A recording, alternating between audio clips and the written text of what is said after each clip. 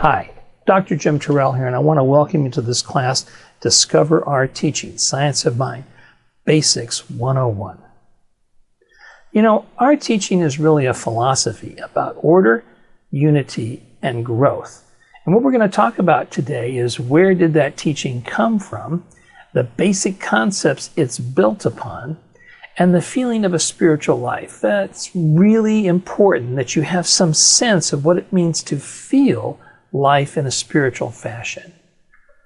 So where our teaching came from? Well, Science of Mind is a teaching created and developed by Dr. Ernest Holmes. It's a compilation of great ideas about the nature of the divine, or the nature of God, what God does, how God works, and how to use it, meaning through prayer. Dr. Holmes was a great student of the Bible, Jesus, Ralph Waldo Emerson, Greek philosophy, Eastern religion, psychology, philosophy, prayer. He was an amazingly well-read man. But what's important about who he was and what he did was he took all of those ideas and he wrote this wonderful textbook called The Science of Mind. And the first edition was published in 1926, and the second edition was the one we use in our classes, was published in 1938. This is a picture of Dr. Holmes. He was born in the late 1800s and he died in 1960, and that's a picture of the 50th anniversary edition of The Science of Mind by Dr. Holmes. The basic concepts. All of life is based on consciousness, Science of Mind says. The amount of awareness or mindfulness of who we are and what we desire to express. Now, initially, sometimes it's hard to grasp the fact that what you think about all day long, you tend to become. So how we think and what we think are vitally important to who we are and how we're experiencing life. And consciousness or awareness is reflected in our experience, the outpicturing of our awareness. The rule is you can never have a greater experience larger than your consciousness. So whatever is going on in the internal part of you, that tends to outpicture in the external part of you. But the important point is if you want to grow, if you want to expand, you have to enlarge this capacity of your heart to love, to be even more peaceful, and to express a tremendous degree of confidence and conviction in that there is a power within you that's helping you to grow and helping you to live.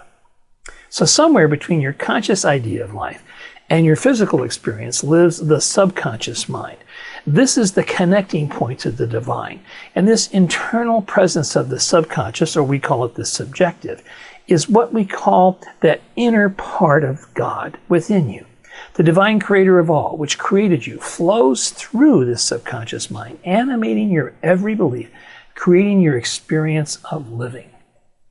So this experience is based on two things. Very important you understand this. Your conscious awareness and your emotional memory of your culture, socialization, the culture and socialization of the entire human race since humanity was created. So what we're saying here is that we're all living in this basic sea of emotional content, which is in this sort of memory, if you will, that's within all of us. And it ebbs and flows, and sometimes we're feeling great and we don't know why, and sometimes we're feeling bad and we don't know why. And that's that ebb and flow of this memory that the human race has about itself. The common mistake that most people make is to try to change that experience without changing their mind, their conscious mind. So you actually have to change your thinking if you want to change your life. But here's the key. You got to keep it changed. To change your mind, you must first recognize your relationship with the divine. You must become one with your divine creator and allow God's presence or its presence to inform your beliefs.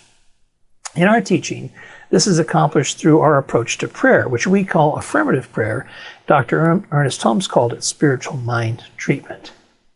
And there are 5 basic steps to an affirmative prayer.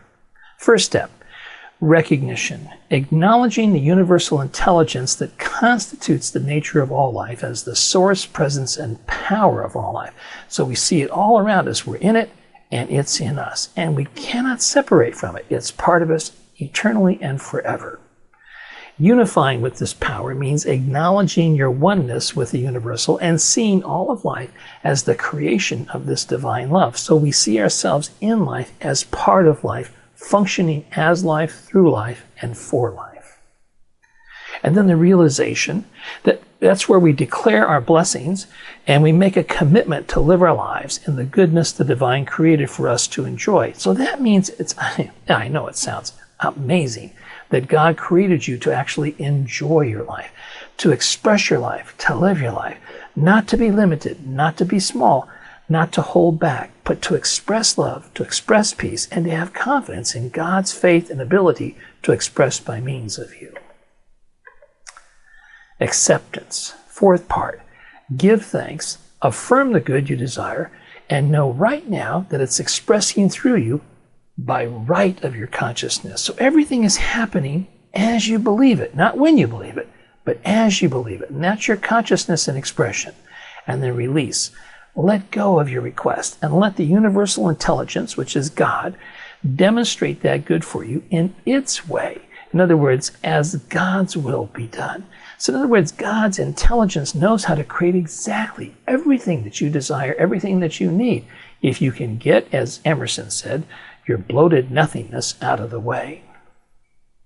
As the divine is allowed to work by means of the subconscious mind, the nature of your perfect creation is revealed, and you are filled with a new mind-expanding ideas of who you really are. And this is what revelation is all about.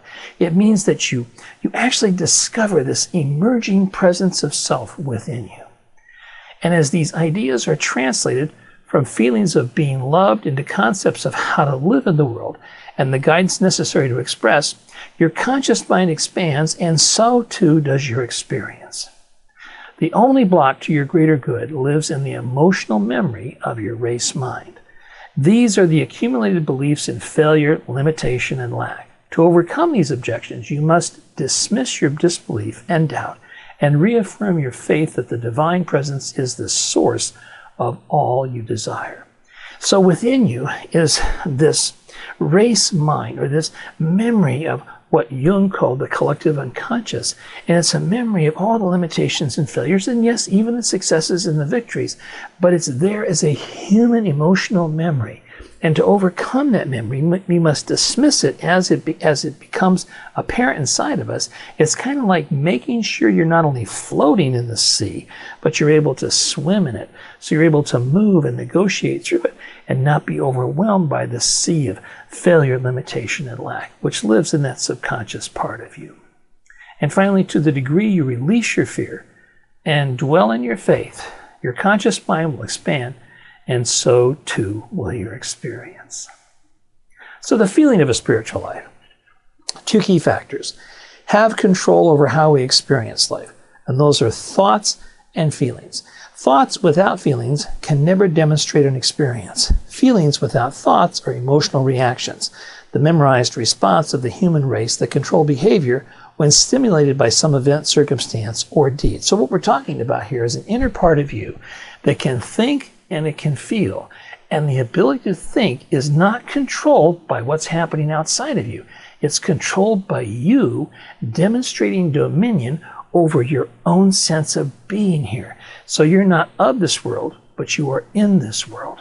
So we humans are just like animals, conditioned to respond in mindless ways when confronted by hatred, prejudice, limitation, lack, all of which are thoughtless responses to the problems, disappointments, and failed expectations of the world. Traditional Western religions see these thoughtless human responses as the natural outcome of an inherent evil.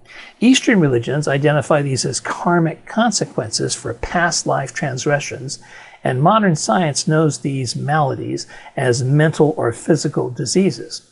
But science of mind sees these issues as the consequence of an untrained mind. Very important. Suffering from low curiosities, ignorance, and superstitions.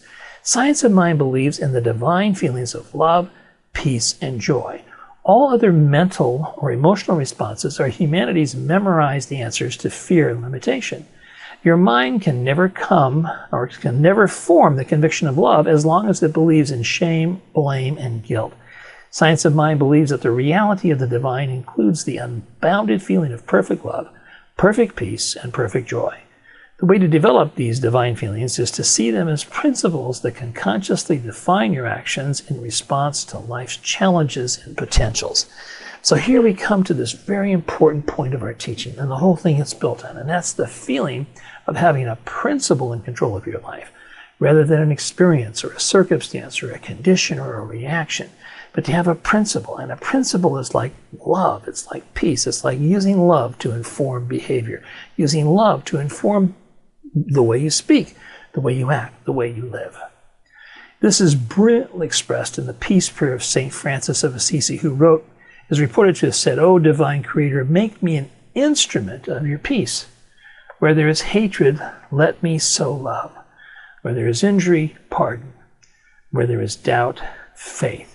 And this is where we take those principles of love and overcome hatred, pardon and overcome injury, and faith and overcome doubt. We use those principles to focus on as the thing that informs us, informs our intentions, our behaviors, and our motivation. So to write such a prayer would require a great awareness of the presence of God. And Science of Mind is an approach to the principles that create such a consciousness. Its philosophy raises your ideals and teaches you how to think and live in a state of what we call expectancy. Now, expectancy is a concept that says life is always providing the opportunity to apply the feeling of divine love, divine joy, divine peace, all of which can only express through a greater conviction by means of an affirmative mind. That means my mind, in a proactive fashion, has to affirm love, affirm joy, affirm peace. And therein lives the challenge, which is why we exist. Because every Sunday, when you come to our church, when you come to our center for a Sunday service, or take a class, you're going to be reminded that that principle is a choice that you make every day, every moment of your life. A mind so convinced that it is divinely inspired, guided, and informed by a spiritual logic applied through affirmative prayer, to enter the consciousness of such a life, you must contemplate a greater life every day. And this is the expression, the reason why we exist, is to contemplate and to teach you how to contemplate that greater life every day. There is a life waiting to be lived. There's a power greater than all of us that's expressing by means of us, and it's emerging right now. Take advantage to get to know this teaching. I guarantee you it will change everything that you do and how you do it. A greater sense of prosperity, a greater sense of peace, and oh yes, even understanding how change happens and how we can move through it successfully. God bless, and thanks for listening to this brief idea of the Science of Mind.